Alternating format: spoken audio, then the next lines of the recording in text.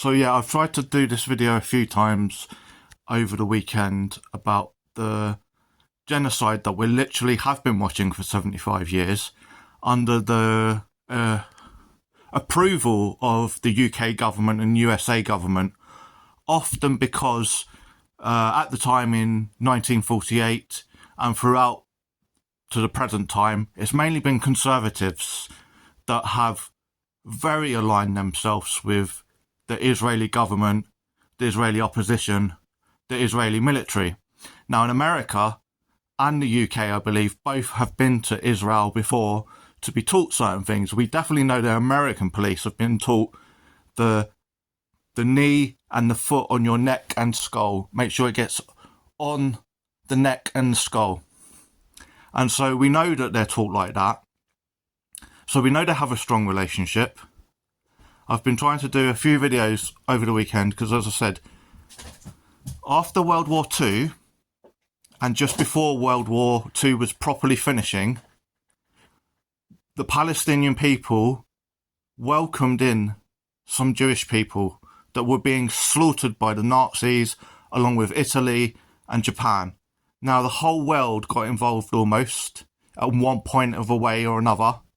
Now if the UK, the USA and Germany and Japan and Italy can all get along, we should have made sure that when Israel became a state, we should have not been bombed out and let them bomb us out of like the UK Empire, and the Ottoman Empire was ending as well. We should have stayed there, built some kind of UN peacekeeping force. We should have built pipes and roads and everything. No segregation. Education, dialogue is key. And then we wouldn't have been watching 75 years of massacre, stolen land, propaganda. Yes, it is propaganda.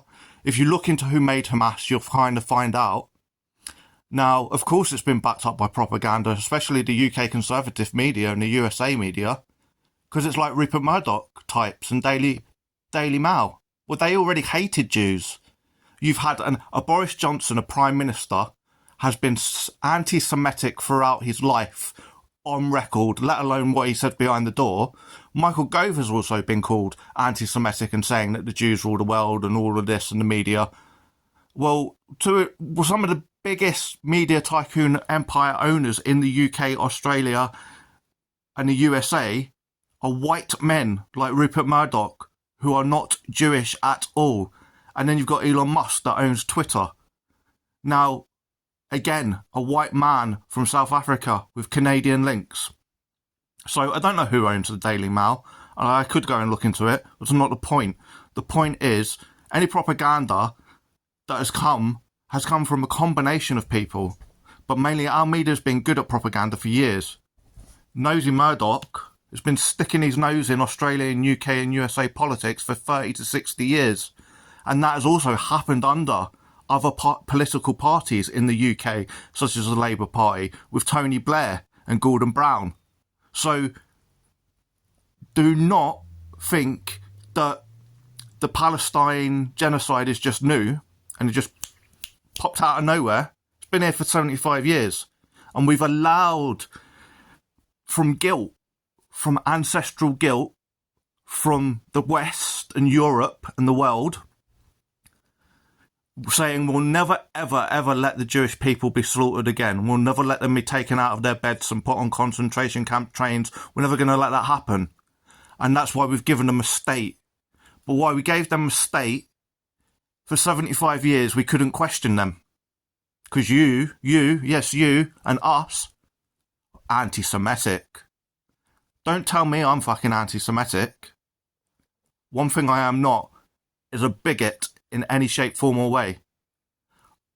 I dislike an individual, not a collective race, not a collective minority, not a collective anything. I dislike individuals. We are allowed to call out world opposition governments, world opposition. We are allowed to call out world other militaries in the world. Now, we've let the Israel government and Israel military and Israel media in Israel embed itself into the UK and the USA because we were their biggest allies. We did help them create Israel. We do send and make them weapons throughout history. You'll have to find out exactly when we started making weapons. And I am fed up if anyone thinks that only the UK and the USA interfere in foreign or political affairs abroad through secret services and other military organisations. You're a fool. So of course Russia and Israel and China and North Korea stick their nose in. But when we've challenged Russia since World War II, or we've challenged China out since World War II, or North Korea, or India, or Pakistan, we haven't been called bigots. Yet as soon as we call out the Israeli government and the Israeli military that they have been interfering politically and military on other foreign soil, you're labelled anti-Semitic straight away. There's the stamp. And we are going to use that. Now look, my fucking ancestors fucked up. And we should have got to World War II quick enough. We should have fucking exterminated Hitler. And we should have fucking got rid of the Nazis. And then there might have not even needed to be a state of Israel. Yeah, I can't undo that. You can't undo that. We can undo the present. So don't trust any conservative in the USA. Military-wise, religious-wise, capitalist-wise, media-wise. Do not trust any UK conservative religion, political party, lords, royal family connections, anything capitalistic that has a conservative in it. Because conservatives only look after conservatives. And I don't mean they look after their voters. No, I mean they look after the top echelon of those in the party or in the elites.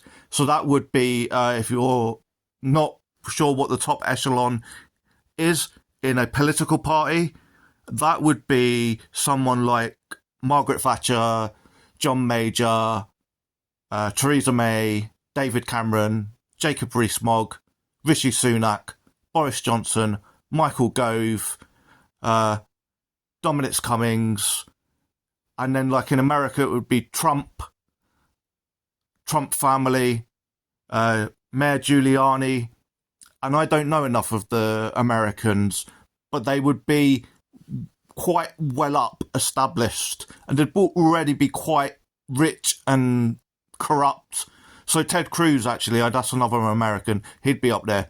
Now, because we have been, the UK and the USA are still existing empires, although we're smaller, we still butt our nose into a lot of things. We have our hands and fingers in a lot of pies.